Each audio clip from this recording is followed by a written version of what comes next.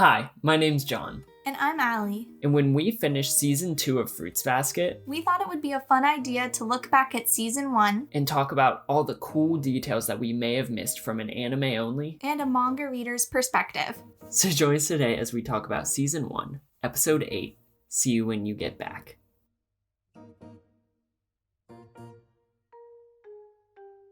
Welcome back to another episode of our Fruits Basket podcast. So if you like this kind of content, you want to see more of it coming from the channel, make sure to like the video, subscribe, and why not even ringing that notification bell so you never miss another upload. Because we're going to be looking at the rest of Season 1 of Fruits Basket as a retrospective. So if you have not watched Season 2 yet, make sure to click off this video now because there will be spoilers. But with all that out of the way, where are we starting? Well, we're back. Hello. Yes, what's the posting hello. schedule? I don't know her. I don't know her. We've never met. No. Everything is all good. We're fine. Everything's okay. But life is just kind of like end of year hectic right now. Yeah. And it's just kind of crazy because, you know, I have time off from work and I'm like trying to make sure that I finish all of my work before like the holiday season comes up, and it's just a mess. And then John's life is a mess with his internships and like things wrapping up, and it's just crazy right now. So like we're good, we're healthy, we're safe, but like it's all we're busy. Good. But actually getting into the episode, they're also going through end of year hectic. And I love, for some reason, the beginning of this episode just really stands out to me as one that I adore. Because, I don't know, I love this, like, twilighty lighting. It just feels so comfortable and cozy to me. And everything about this scene, just the warmth of it, just how wonderful, like, Tohru's friends are to her, like, inviting them to stay at their houses in case she doesn't have anywhere to go, because her family's in freaking Hawaii. Like, I don't know.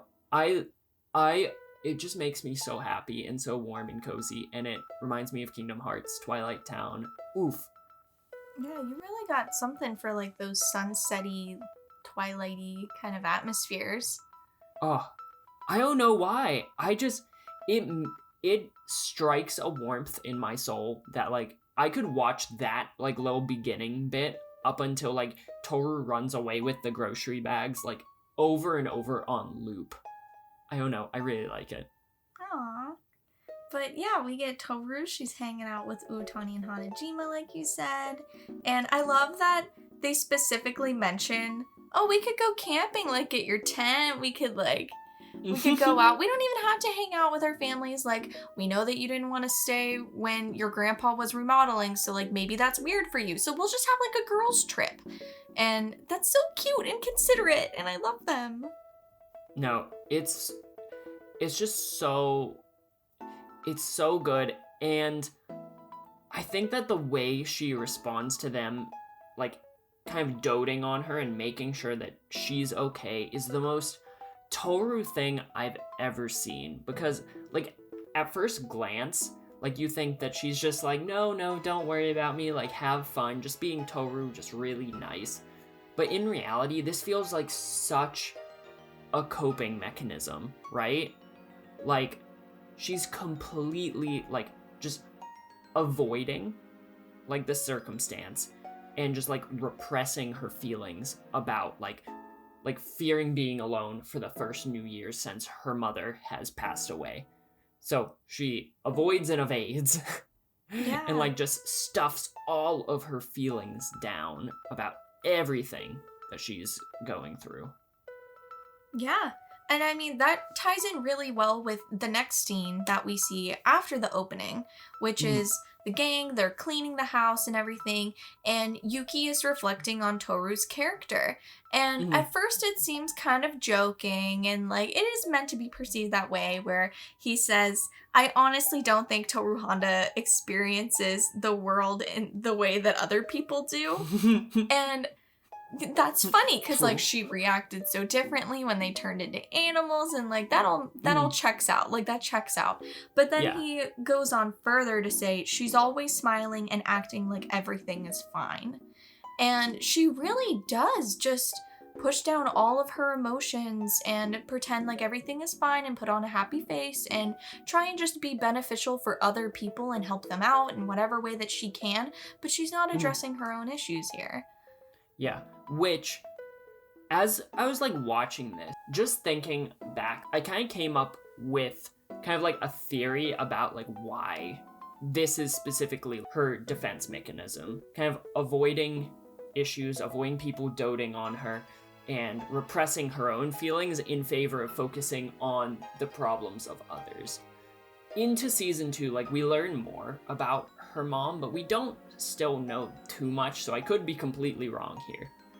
But, like, behaviors in just the way we learn how to cope with issues and interact with the people around us, a lot of times that's very much like learned behavior. And so I feel like from what little we do know about Kyoko, I feel like these defense mechanisms she kind of learned from her mother. Like that very like focused on the well-being of everyone else around them. Because from what I do know about Kyoko, she reached out a hand to Uotani. She dotes on her daughter. She reached out to Kyo, like reached out to all of these people in need to help them and to like really lift them up while she was kind of going through this dark place herself after losing her husband. If what I've theorized in the past is true, which again it might not be, you won't tell me. Of course but not. Which thank you, but that she might have had some suicidal ideations after the death of Katsuya. And so I have to wonder if this is exactly what Kyoko did. Like, she avoided kind of focusing on herself and projected all of like these happy feelings and helpfulness onto others because she wasn't getting that herself. Like, she became such a positive force in so many other people's lives that she wasn't taking care of herself, and she was just forcing her feelings down as far as they went until like they got closer and closer to a breaking point, you know? And so I wonder if Tohru's kind of like emotional journey with dealing with the loss of her mother is kind of paralleling the emotional journey of her mother when dealing with the loss of her husband. Like, I don't really have any proof of that, but I feel like it would make sense if Tohru's mom was in as dark a place as I kind of... Well, the show very heavy-handedly alludes to it. And so, yeah, I don't know. That's just kind of a thought that went through my mind. Yeah, I will neither confirm nor deny, but from like a psychology standpoint, when it comes to behavior, that's so sound. And it, like off topic but on topic, kind of reminds me of, we both watch David Dobrik, and he's friends with Carly and Contro, and Yes. Her parents refused to fight in front of her, so she never really learned how to resolve conflicts because her parents never fought in front of her, and she never learned how to resolve conflicts from people that she looked up to. So it kind of mirrors that idea where if you don't see your parents or anyone that you look up to teach you a skill, like how to deal with grief, then you might not learn how to do it. Yeah, and it doesn't have to necessarily be limited to parents. Like, I believe in Carly's situation, she specifically said that of herself. But like, it could be any kind of figure that models these behaviors, because a lot of times that's how children like really learn that stuff, is by observing people modeling these behaviors and kind of adapting it into their own behavioral skill set. Like, if you see a lot of people, like in that example, modeling negative ways to deal with conflict, then it might be more likely, it's not by any means a self-fulfilling prophecy, but it might be harder for that individual to resolve conflicts in that way, because they've never seen a healthy way to do that. And so, yeah, it's really interesting. Or maybe they've seen really healthy ways to resolve conflicts, and that's been internalized. And obviously, it will change from person to person. It's not a one-to-one thing, but it does help to kind of shape kind of an individual's behaviors. And so, yeah, I don't know. It's cool to think about.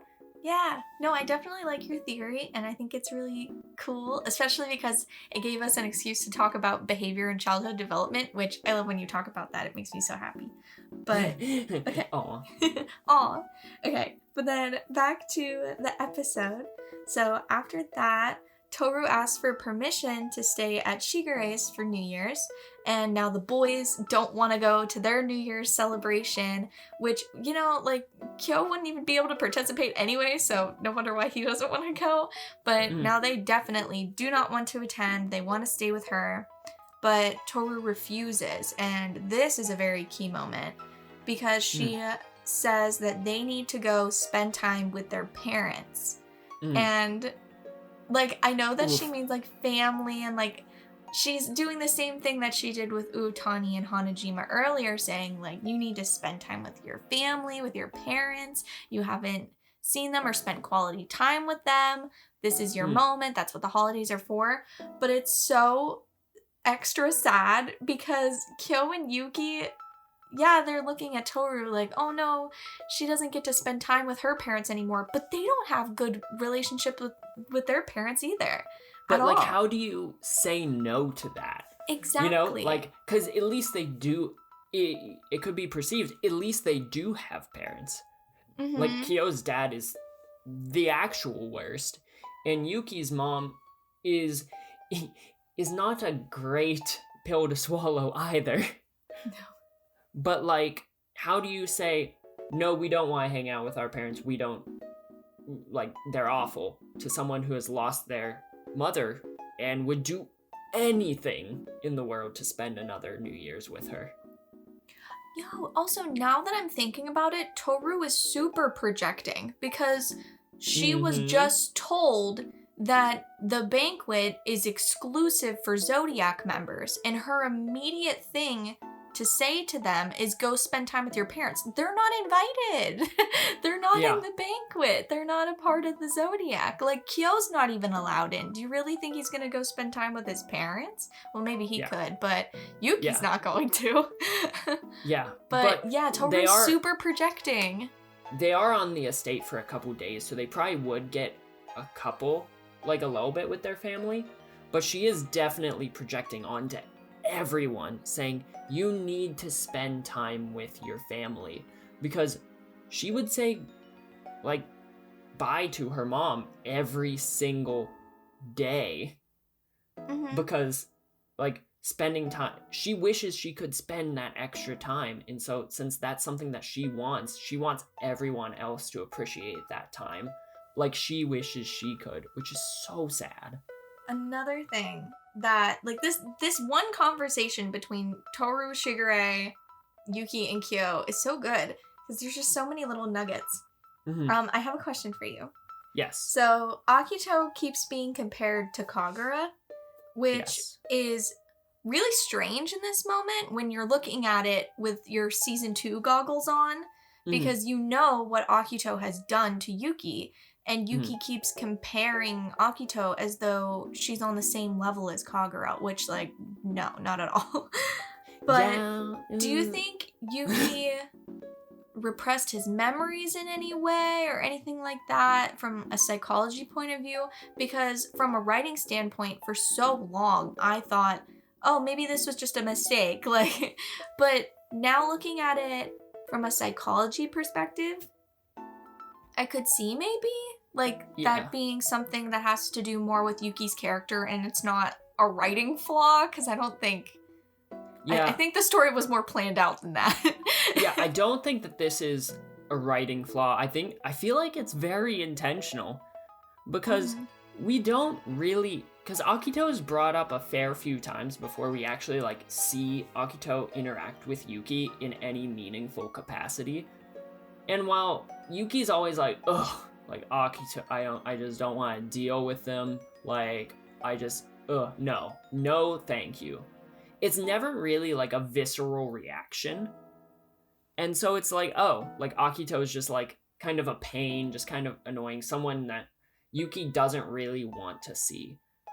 And I think that's super interesting because I think you hit the nail on the head. I feel like he's just repressing, like not the memories necessarily of what happened to him all the way up through his life up until just very recently, but almost like repress like the feeling behind it and just how profoundly like awful it was, because we don't see him react viscerally like in that capacity here when thinking about Akito. It's just like a pain, just like Kyo thinks Kagura's a pain.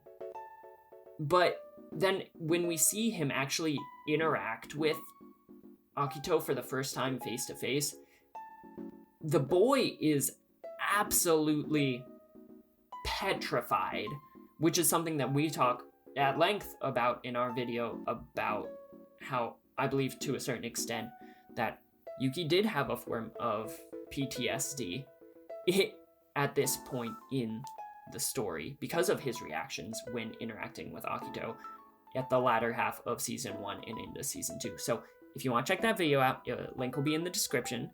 Shameless plug. But yeah, so I think you hit right on the head. I think he's probably repressing those kind of very tumultuous feelings because it's easier to cope with it that way. But when he was presented with Akito face to face again, it like exploded back out of him. Whoa. Also, tangent. I love that now that we're looking at season 1, you have a better handle on things. So it's not just me having all the answers and you not knowing. Like, it's switched. Now I can ask you about characters because you have a deeper understanding of like how people work and like counseling and psychology and behavior. And so now I can ask you things and you can give me quality answers. And I feel like just like the level of our discussion has like elevated because like you know so much about like Fruits Basket and just like you're so invested in the subject matter, and I'm just a psychology nerd, and I feel like that can lead to, I don't know, I think it's fun. Oh, cute. Okay, sorry. I had to shout that out. Okay, now we're into my territory, which is symbolism time with Allie. Woo woo woo woo woo. So in this next scene, we see Akito, and she's walking through a Zen garden, which is also sometimes called like a rock garden, a Japanese rock garden. And so these gardens are super special because they use white sand, or in newer gardens, they use gravel because it doesn't pick up the air as much and like blow away. In the Shinto religion, it was used to symbolize purity, and they have them usually around shrines or temples or palaces. And the way that they use rakes through the sand or the gravel, it represents water, or kind of like the white space in Japanese paintings. And it shows a lot of emptiness and distance. And these are really good places for meditation. They'll have special pathways so that you can go sit on benches or go to special places so you can go meditate. And everything is down to not like a science, but like an art form for them, where it's a very special place for meditation and quiet and reflection, you know, onto that next level thinking, where they're just really taking a moment of silence, and Akito just walked through it. Just like walked right into it, and like it meant purity and water, and like even the rocks, like every single rock has a meaning, and you're supposed to place them very specifically to be perfect and to mean something. And Akito just walked into it. She said, "I like the sand between my toes." Oh my gosh. It's so symbolic and so special and so spiritual. And Akito just like trampled all of the purity. And I love how much I researched about Zen gardens and how intensely spiritual and important they are. Like, I mean, everything has a meaning. Like, the moss has a meaning. The way that you cut the trees has a meaning. Everything is so important. And there is just a very short scene of Akito just walking through it. And that is so funny to me. But yeah, so symbolism time with Ali, Akito ruins purity, basically. Akito just walked right through it. Accurate. Pretty much. Accurate. But after that, we cut back to Shigure just messing with Kyo and Yuki about like, ooh, there are burglars around, while they're already stressing about leaving Tohru behind and thinking she's gonna like destroy the house while they're gone. Mm-hmm. And then Hanajima appears. And the more I see her, I don't think I appreciated her to the extent I should have in season 1, because she's just so good. She just lays out truth bombs on them, like all of these Sohma boys.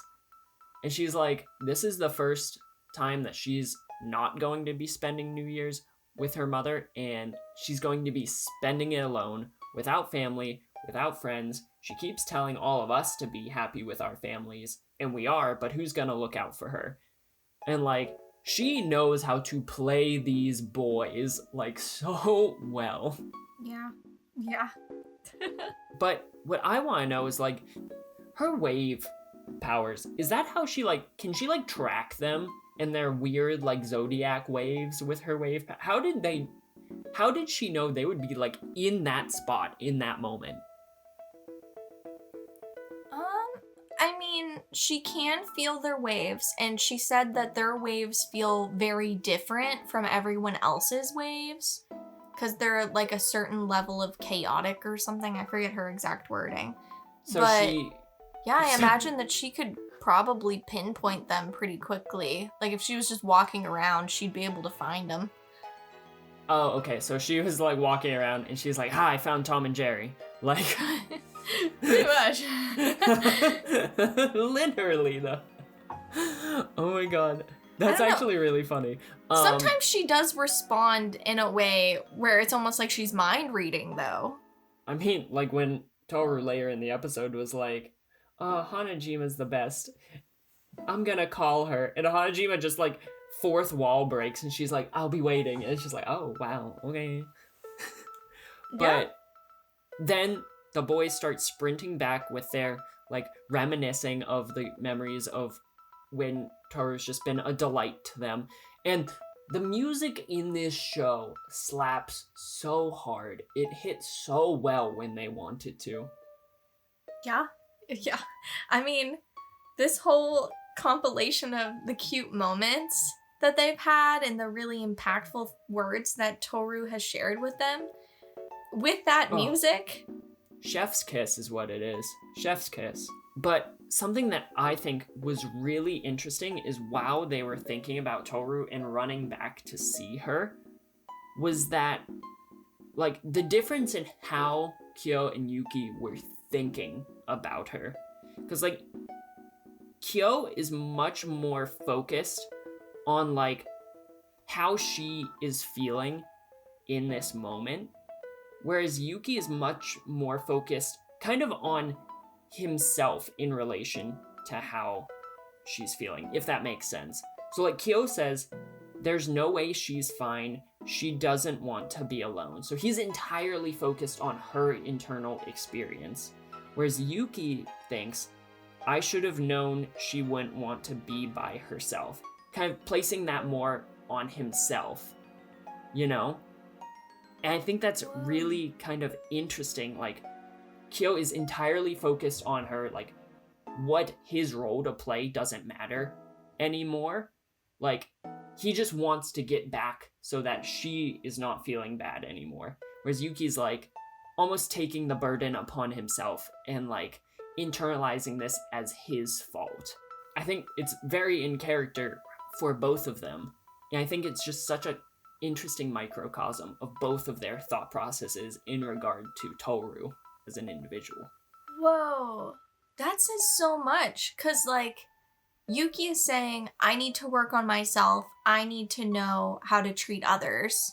Mm-hmm. And Kyo is saying, my priority is Tohru and what Mm-hmm. she needs. Mm-hmm.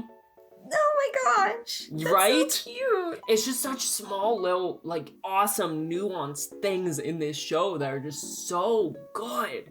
I told you every line of dialogue was important. You're right. Everything is just meant to build each character. Every word they say, it's so good. So good. That's a good catch, though. Ooh, look at you go. Okay. Ooh. But then they get back, they're out of breath, and they catch Tohru crying. And it's interesting that she immediately lies. And she says, like, oh, I was cutting onions, you know, because she knows that she didn't want them to come catch her lying. She's been hiding it from people, so naturally she's gonna lie about it. She's still gotta repress it, you know? She's all smiles. And it's so sad. She had the mug and her just talking to her mom. Like, I don't know. Yeah, I mean, she wasn't even positioned in a really easy way to watch the TV. She was technically facing away from the TV, and her mom's photo was in front of her. So she wasn't even like, watching the TV at that point. She was just, sipping whatever noise. she had as her little drink and just looking at her mom's photo. Tohru, you're gonna ruin me on season 3, aren't you? Don't laugh. Don't worry about it. Okay. In the next scene, moving along, like Tohru, let's just move along. We get Shigure. He's showing up for the banquet, and we meet Hatsuharu. He's probably a cool guy. I don't know him. Ooh, totally rad. Don't know what he has in store. Wonder what his animal is. No idea. But he does say a really good quote. So once he's told that Yuki and Kyo are going to be absent from the banquet, he says, I get it. It's easier running away from pain than facing it.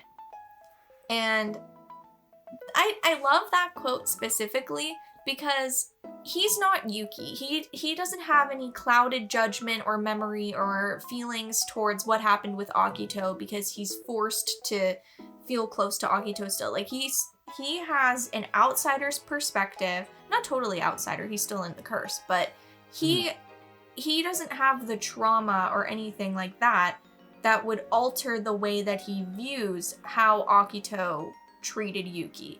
He has no clouded judgment there. He can still remember how terrible Yuki felt and the fact that Hatsuharu had to make a secret little deal with Shigure so Yuki could go live with Shigure, and the strings he had to pull and the conversations he had to have and sneaking around so that Hatsuharu could go meet with Yuki when they were children, and just everything. He has no clouded judgment. He perfectly understands why Yuki wouldn't want to show up, but he doesn't know that it's actually for Tohru. And he learns that, and it's just so special. It's so special, and I love how good of a friend Hatsuharu is that he immediately understood that. Because, yeah, Kyo was mentioned there too, but Yuki's always been Hatsuharu's priority, and he could understand why Kyo wouldn't want to show up, but, like, Yuki, though. Yeah. It's... Hatsuharu's just such a good boy. He is. He's so good. Oh. I wonder if we'll get to see more of him. Who knows? Who knows? But the next scene. Yes, I have some questions about this one. Shoot. All right, so Shigure walks in to Akito sitting in a dimly lit room, you know, on brand. Yes, and very on brand. He thinks to himself, it's a pleasure watching you reap what you sowed. What does that mean? So, like, essentially, like, reaping what you sow is, like, you do bad things happen to you, right? So, like, essentially, I feel like it's almost him feeling kind of justified that, like, Akito, you've treated so many people poorly, including himself, Shigure. Shigure, who, if, like, the theory I've come up with is true, the one who wants nothing more to have his bond and Akito's bond, like, the strongest one out of anyone, because I think that he, like, has a big thing for Akito. I think he almost gets pleasure out of seeing Akito in pain for being upset that, like, Yuki is not going to be coming. You know, Yuki, who Akito has put so much focus on, and Kureno, who Akito has put so much focus on. These two that Akito, I would say the two that Akito cares about the most in the Zodiac are the ones that keep hurting her, because she keeps hurting them and everyone else by proxy, you know? And so it's almost like, you don't like me best, the one who would treat you well and make you happy. Well, you did this to yourself. Sorry. But I won't leave you. And you'll see. Like, you know. Oh my gosh. That's my thoughts on the matter. I don't know how to respond to it. Just like the level in which you thought about that, because I'll be honest, when I got to this point in the story, I was like, does Shigure hate Akito? I'm confused. So Well, and like even looking back after reading the whole thing, sometimes I get tripped up on this one. So the fact that you even have a theory is very admirable, because usually I didn't. So I don't know. I was really expecting you to be like, I don't know. Does Shigure hate Akito? I'm not sure. So I thought Akito was Shigure's favorite. Because that's how I usually am. No, you're not. Hush up. You're not giving yourself enough credit here. Stop. Don't flirt with me. Oh my gosh. You're not. Oh my gosh. Okay. Okay, back with the gang. So they're still fretting over Tohru, and she's just girl's just trying to eat her mochi, you know? And they're telling her to eat slower, and they're so worried about her. And this is a funny moment because Tohru wonders whether or not people actually choke on mochi that often, and they do. That's like, you know how people burn turkeys a lot for Thanksgiving in America? It's like that, but for them on New Year's and choking on mochi. So if you look it up, there was one year where 100 people choked on mochi in Tokyo alone. There was, I think in 2018, there was, I think 14 hospitalizations and like one guy died. It's nuts. So yeah, that's actually a thing. So they were right to worry about her if she's falling down the stairs all the time and being a big old klutz. But she was okay. She was safe. She answered the phone, talked to Utani, made me cry from their conversation. It was a good time. Utani looking out for her dad, making sure he doesn't drink too much. Oh my gosh, yes. It's so good. Oh, and also, there's an Easter egg here. So, there were some people in our Discord server, which you should totally go join. If you're this far in the video, like, you should go join it and hang out with us more in Discord. Everyone's delightful. Like, yeah. Please. But some of our friends in the Discord didn't know this little Easter egg here. Tohru is humming one of the songs from the 2001 version of the anime while she's doing the dishes. So there's a little Easter egg there. If you like the 2001 version of the anime, go listen to the part where she's humming and doing the dishes, because she's humming one of the songs you like. Huh. I don't know which one. I don't really remember the 2001 anime. I've never watched it, but that's fun. Yeah. And so, like, that all happens. It's all very heartwarming. It's all delightful. And then they go up onto the roof.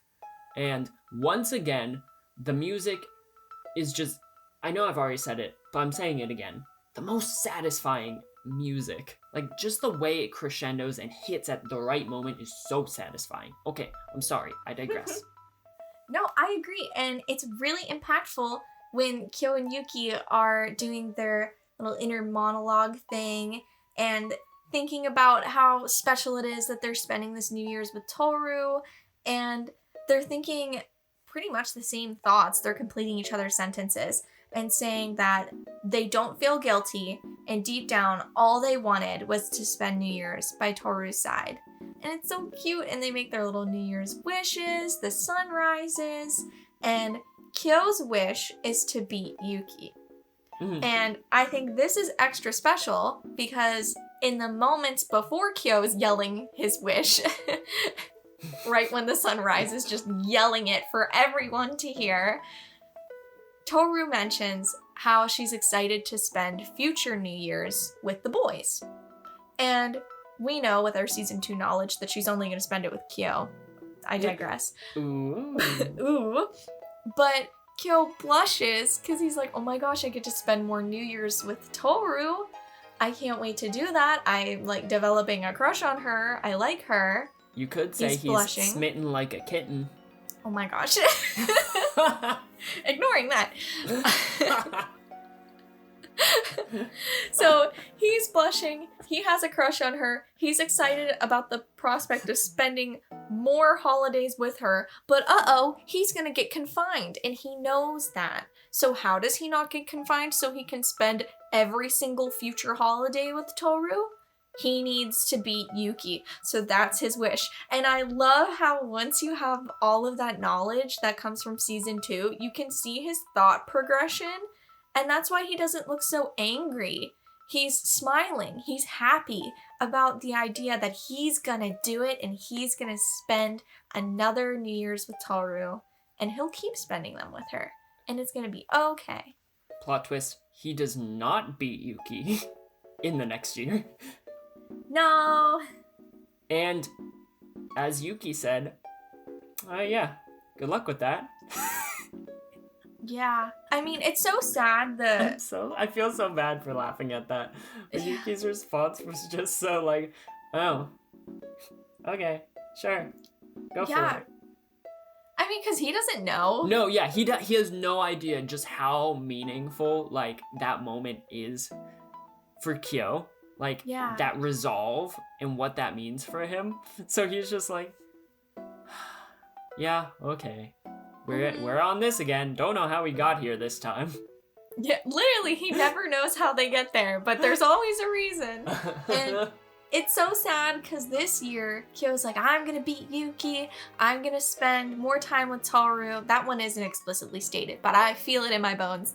And then the next year, his New Year's wish, although also is still not explicitly stated, in the beach arc, we learn that he just wants to spend this extra time with Tohru and just make the most of the last year that they'll have together because, then he'll be confined. So, gotta make the most of it and just enjoy every moment he has at the house. He's not gonna go to the dojo as much. He's not gonna go see Kazuma as much because he just wants to spend time with Tohru. Oh. Cry. Do Big it. Cry. Big cry. But that's about the end of the episode. Is there anything else that you have? Nope. I aired all of my emotions throughout the whole episode. From that rock garden all the way up to Kyo making me cry like a baby. So we're all good here now. When we rewatched this for this podcast, I was like, we won't have that much to talk about. There was so much. It was so good. Every episode so is like good. this. I love this episode. Oh. But I think that'll do it for this week's podcast. So if you like this kind of content, you want to see more of it coming from this channel, then make sure to like the video, subscribe, and why not even ring that notification bell so you never miss another upload. And we officially reached our goal of 7,500 subscribers, and already we have far surpassed it, which is absolutely surreal. So, what the heck? Thank you so much, everyone. I can't speak for you, Allie, but I have no words. But you don't have to speak for me. I also have no words. Holy crap. But as always, we hope you have a fantastic rest of your day, a fantastic rest of your week, and why not even a fantastic rest of your month. And we will see you in the next video. Later. See ya.